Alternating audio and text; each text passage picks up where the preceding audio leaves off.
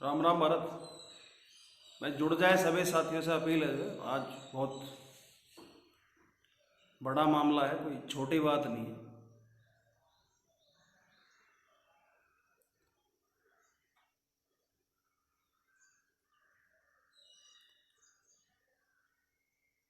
सबसे पहले अपनी बात शुरू करने से पहले मैं लद्दाख में अपने सभी शहीद साथियों को श्रद्धांजलि अर्पित करते हुए उन सभी के परिजनों को जो इस समय एक बहुत बड़ी दुख के समय से गुजरे, उन सबको जो है हौसला अफजाई के लिए कहना चाहूँगा। जैसा कि आप सभी को ज्ञात है कि लद्दाख में हमारे 20 है उससे भी ज़्यादा साथियों ने शहादत प्राप्त करी। और दुख की बात है कि सबसे पहले मैं एक बात कहनी चाह रहा था कि आखिर कब तक कि गालियां खाने के लिए सेना, पत्थर खाने के लिए सेना, किसी को फर्जी प्रसिद्धि पानी हो, अपनी मानसिकता दिखानी हो तो उसका माध्यम सेना, आखिर कब तक? एक बर्दाश्त की भी कोई सीमा होगी।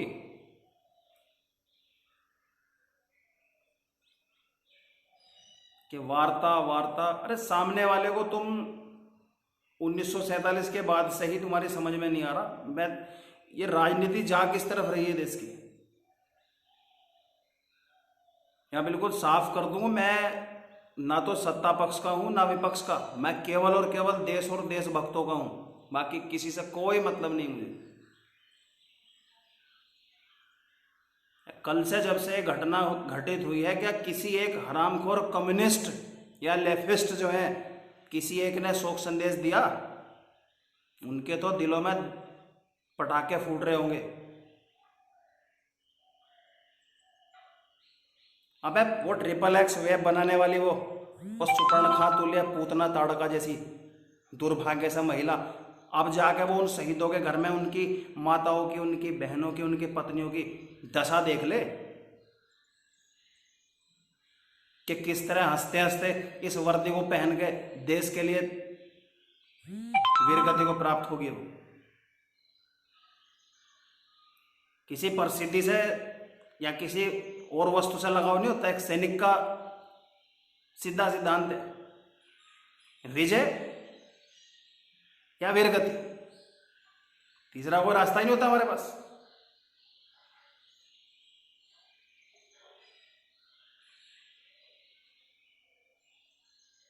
स्वदेशी मतलब मैं ये सोच रहा हूं कि राजनीति तो गिरती जा रही है बिल्कुल। अभी मैं कहीं चंद सेकंड का समय मिला जो है न्यूज में, वो कांग्रेस पार्टी का वो राहुल गांधी सरकार नीति स्पष्ट कर रहा है। तुम्हारी तो देन है ये, अक्साई चीन तुम्हारी देन है। चीन की समस्या, पाक अधिकृत कश्मीर, ये सारी समस्याओं की जड़ तुम हो। अगर 1947 से ही तुम सही विदेश नीति लेकर चलते तो ये दिन ही नहीं देखने पड़ते हमें।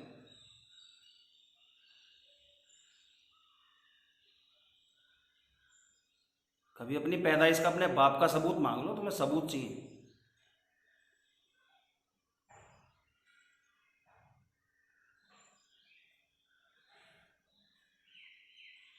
तब इतनी घृणा इस राजनीति से दिमाग में भरती जा रही है कि पता नहीं बस किस वजह से चुप है या कोई वजह है जो रोक के रखे हुए हैं।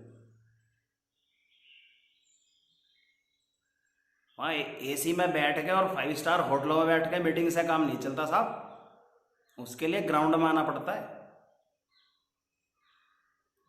पर 1959 में जब इस चाइना ने जब 10 पुलिस के जवानों के साथ बर्बरता करी थी, अगर उस समय की सरकार उसी समय आंख खोल के सही काम कर लेती तो 62 की स्थिति नहीं बनती, 62 में जो लड़ाई हुई थी वो स्थिति नहीं बनती। जो है जिस दिन यह अतिक्रमण का जनक एशिया में जिसे भूमि हड़पने का जो एक चस्का लगा हुआ है चाइना को, जो है जिस दिन इसने पहली बार तिब्बत को हड़पा था, अगर उसी समय तुम जो सरकार थी, बताने की जरूरत नहीं है, सबको मालूम है कि सबसे ज्यादा किस पार्टी सरकारें रही देश में, सबूत चाहिए तुम्हें?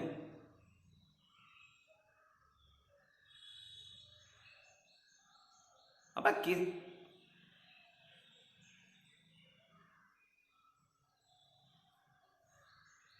सरकार से सीधी बात कहूंगा, या तो ठोस, बिल्कुल ठोस फैसला,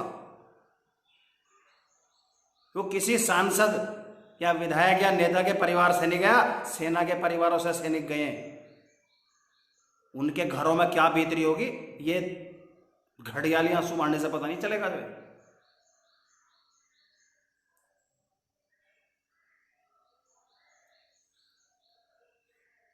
इतिहास गवाह है। अब भारतीय सेना कभी भी अपने अधिकार और कार्य क्षेत्र के बाहर नहीं निकलती, और ये सही समय है, इस समय सरकार पे सही समय है कि विश्व के अंदर, दुनिया के अंदर कोरोना के जनक और एशिया में अतिक्रमण के जनक इस चीन को सबक सिखाने का। हो भी गए होंगे और कुछ आने वाले और होंगे कि युद्ध कर दो, ये कर दो, वो कर दो। सबसे ज्यादा जो बकवास करेगा वो करेगा जिसके परिवार से, जिसके आसपास से कोई ना सेना में होगा, ना सुरक्षा बल में होगा, या पुलिस में भी नहीं होगा।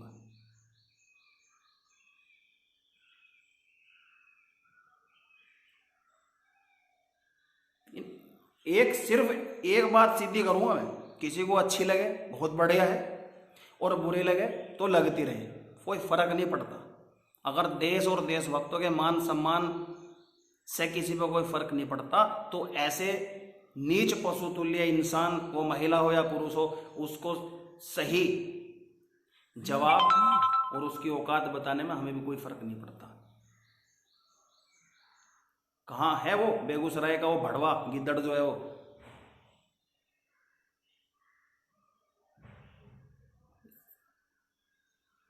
वो जेएनयू में खड़ा होकर तो बड़ा भौंक गया था कि ऐसे ऐसे करते हैं सैनिक, ये करते हैं सैनिक देश के लिए, बलिदान होने से पहले एक पल नहीं सोचते।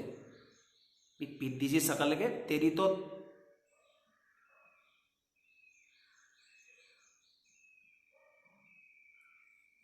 एक फिल्मी स्टार ने सुसाइड कर लिया तो बाढ़ आ गई थी सोशल मीडिया में।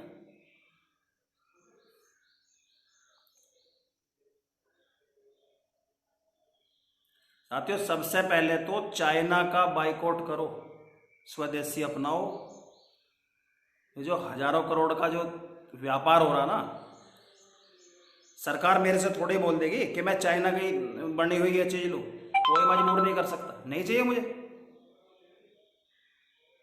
कम खाऊंगा लेकिन अपने देश का, कम लूंगा लेकिन अपने देश का। अब समय है, क्योंकि अभी नहीं जागोगे तो कभी नहीं। कुर्सी वाले सिर्फ कुर्सी के लेवल की सोचेंगे, देश हमारा है, हमें और आपको सोचना पड़ेगा। उसमें चाहे सैनिक परिवार हो, किसान हो, मजदूर हो, सब, मैं पूरे देश में कि बिना किसी भेदभाव के मैं अपने इस विचार के माध्यम से एक ही बात कहना चाहूंगा मैं अपनी युवा शक्ति से कि तैयारी शुरू करो। हद होगी, मतलब पूरे के दिल्ली में बैठा ना ये जवाब मांग रहा बार बार, अबे इतना मत गिर, तेरा खुल के नाम ले रहा हूं मैं, नाम में राहु है। और राहुल गांधी जी, इतिहास उठा के पढ़ना, सबसे जो ये समस्याएं खड़ी हैं, कश्मीर समस्या, अक्साई चीन समस्या, ये तुम्हारी पार्टी और तुम्हारे खानदान की देन है। खुल के कह रहा हूं मुझे, मिर्ची लगेगी, धुआं निकलेगा, कोई फर्क नहीं पड़ता, निकलता रहे। ये जो वहां धरे अपने आप को सिने स्टार, बकवास, आज जो XXX वाले को बताना बे, ये जिस वर्दी का अपमान कर रही थी, इस वर्दी को पहन के हंसते हंसते अपने देश के लिए किस परिस्थिति में कैसे गए। लेकिन आज भी उनके पार्थिव शरीर, उनके पवित्र शरीर को देखोगे ना, तो उनके चेहरे पे कोई सिकन या कोई डर नहीं, एक संतुष्टि की भावना मिलेगी कि देश के लिए बलिदान हो गया। लेकिन इस चीज का पता जब लगेगा जब संस्कार हो या देश के लिए मरने और मिटने का जज्बा हो दिल में।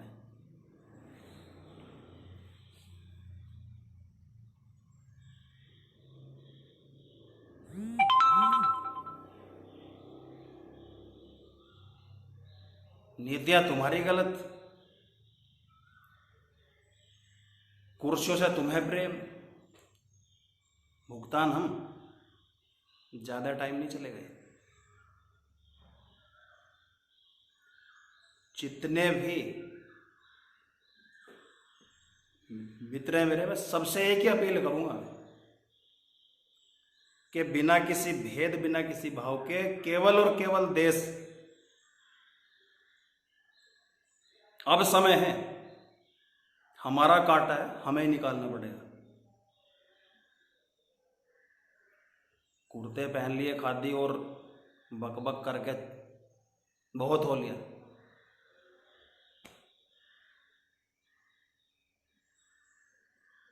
समाधान बहुत जरूरी है। वर्तमान सरकार, मोदी जी खुल के कह रहा हूं जो कई अच्छे काम करें सामरिक महत्व के, लेकिन ये समय ऐसा है कि अंतर्राष्ट्रीय स्तर पे अगर अभी नहीं तो फिर कभी नहीं।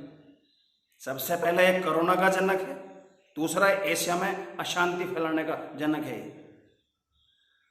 और इसके अकल को ठिकाने लगाने के लिए बहुत बढ़िया समय है ये।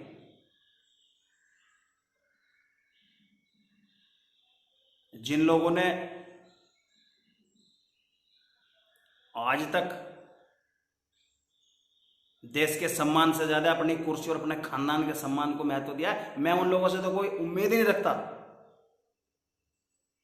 अगर गलती से अब कोई बेगूसराय जैसा भड़वा वो कोई लाल सलाम आ गया ना, तो टेटवा दबा दूंगा, टेटवा। बाद में जो होगा कोई दिक्कत नहीं।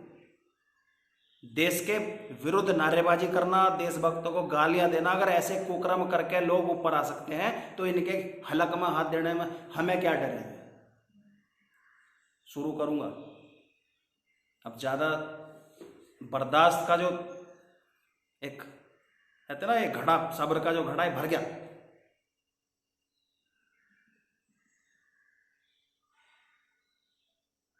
मैं फिर कहूंगा, बहुत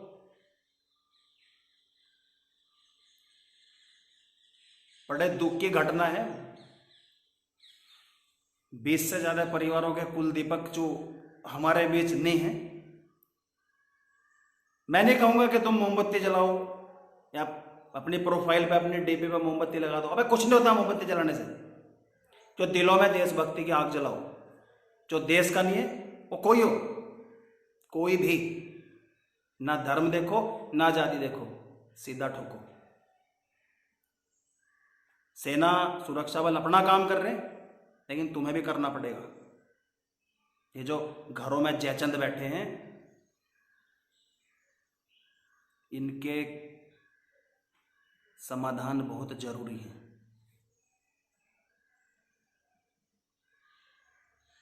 अपने इंसान है, हम भी दुख होता भाई, अपने परिवार से कोई जागा तो दुख होता है, लेकिन देश के लिए जाने का फक्र होता। आज वो वहां बैठी है, वो जिसने वर्दी का अपमान करके वो पब्लिसिटी पाने के लिए XXX का एक वो ड्रामा कर दिया था। आज वो सुपर्णखा तुल्य महिला एक बार किसी एक शहीद के घर में जाकर देख ले कि उसकी मां, उसकी बहन, उसकी पत्नी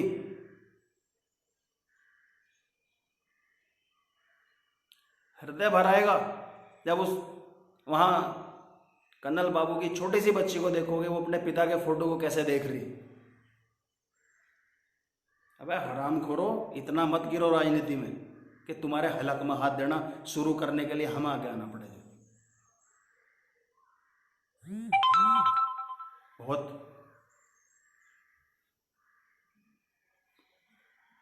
मैं फिर साथियों से अपील कर रहा हूं मैं कि तैयारी शुरू करो। अब देश को जरूरत है, हमें कोई दिक्कत नहीं।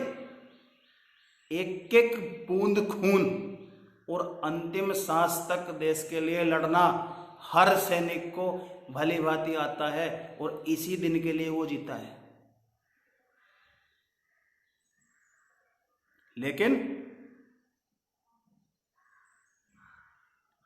तैयारी बहुत जरूरी है। या टिकटॉक या जो भी है चाइनीज चीज, यार बड़ा भाई छोटा भाई दोस्त साथी कुछ भी मान के खत्म। अगर तुम सच्चे भारतीय हो तो आज से शुरू करो, थोड़ा थोड़ा शुरू करो। जो भारत का नहीं वो किसी का नहीं, उस पाकिस्तान हो, चीन हो या कोई भी हो दुनिया में, हम किसी से कम नहीं। लेकिन भाई अगर बोल रहा है ना तो मेरे जितने भाई पीछे खड़े, मुझे भरोसा है वो पक्का मेरी बात पर अमल करेंगे। अपनी इसी बात के साथ अपनी वाणी को विराम दूंगा। जय हिंद, जय भारत, वंदे मातरम।